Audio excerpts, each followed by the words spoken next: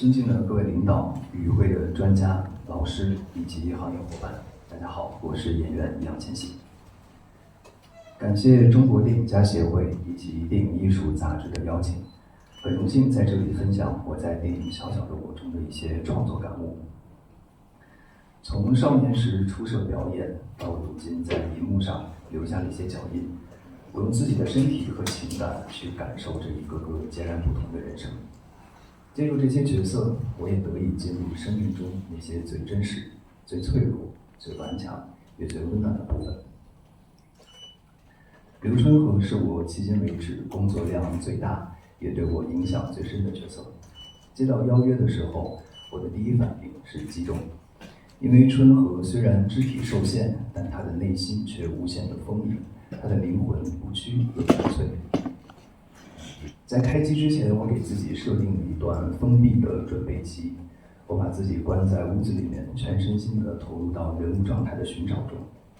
我查阅了很多关于脑性瘫痪患者的影像资料，翻阅了许多康复治疗相关的书籍，研究人体肌肉的解剖模型，对着镜子反复调整自己的步态、手势、抖动幅度、眼神虚焦等等的肢体特征，也结合自己在生活中留意到的各种细节，去寻找符合春和的发声方式。同时，也和监制、导演、编剧这些主创们一起，近距离探访了几位患者家庭，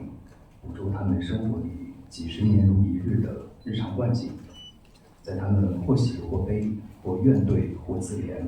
或绝望或豁然的生命态度里，我曾经试着无限次地靠近春和，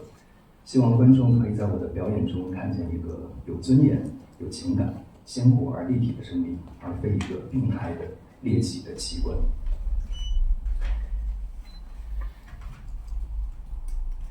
但准备工作只是基础，并不意味着完成了创作。在镜头的审视下，开机后的前2个星期，我几乎陷入了停滞不前的困境。我发现，即使前期准备的再多，我和患者的日常感之间始终存在一个难以跨越的鸿沟。如果我连最基础的外部造型塑造都没有完成，何谈内心塑造的真实性？春和那些微情绪的转变，种种细节需要对应的尺度，都应该在既符合生活真实性，又满足创作者的艺术想象中合理的发展。表演并不是炫技，需要反复摸索一些微妙的平衡。我们演员总爱调侃的一句话就是：大起大落的情绪戏其实并不难，而日常的流水戏最容易露怯。所以，这种对日常生活的精准表达，是我身为演员必须追求的。好在，因为有小小的我的电影主创和主演们的信任与互助，让我和刘春和在那个夏天靠得越来越近。整个拍摄期的创作过程中，主创们给了我很大的表演空间和尊重，还有最重要的安全感，让我可以毫无保留地把自己的身体和心灵交给角色。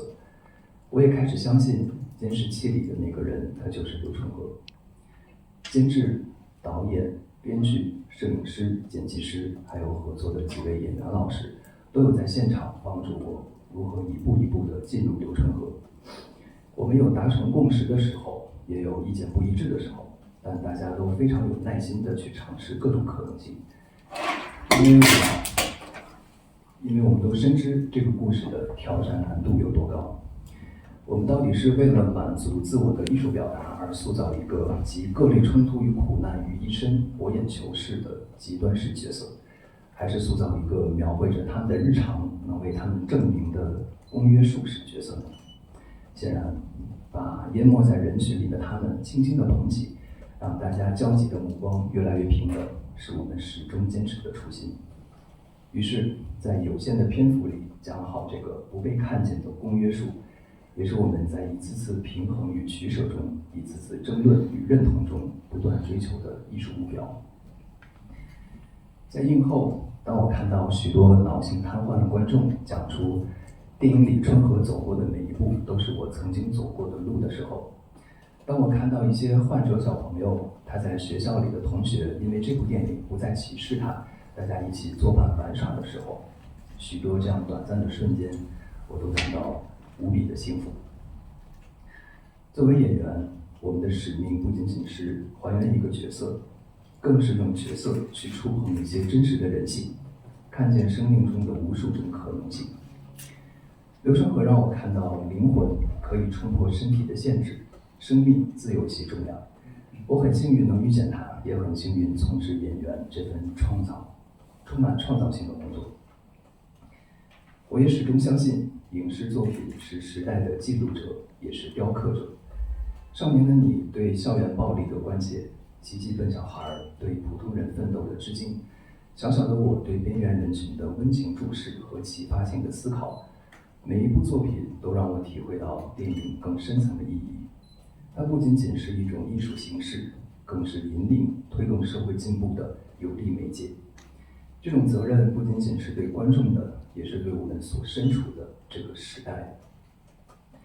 我们这一代青年演员有幸生长在这个充满活力与变化的当下，有更多的平台去展现自己，也因此肩负着更大的使命，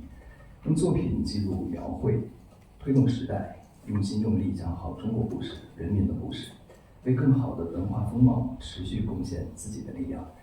让观众在光影中找到共鸣与希望。最后，我想对所有和我一样怀揣梦想的青年演员说，表演是一份需要敬畏和坚持的事业，在这条路上，我们会遇到无数的挑战，也会偶尔的停滞不前，怀疑自己，但是心怀信念，坚定地走下去，前方一定会出现路，会找到属于我们自己的舞台。希望我们能够在时代的浪潮中，用角色让更多人感受到电影的温度和力量。演员的成长离不开时代的信任和观众的认可，我唯一能做的就是坚定自己的脚步，通过作品去回馈每一份信任和认可。谢谢大家。谢谢。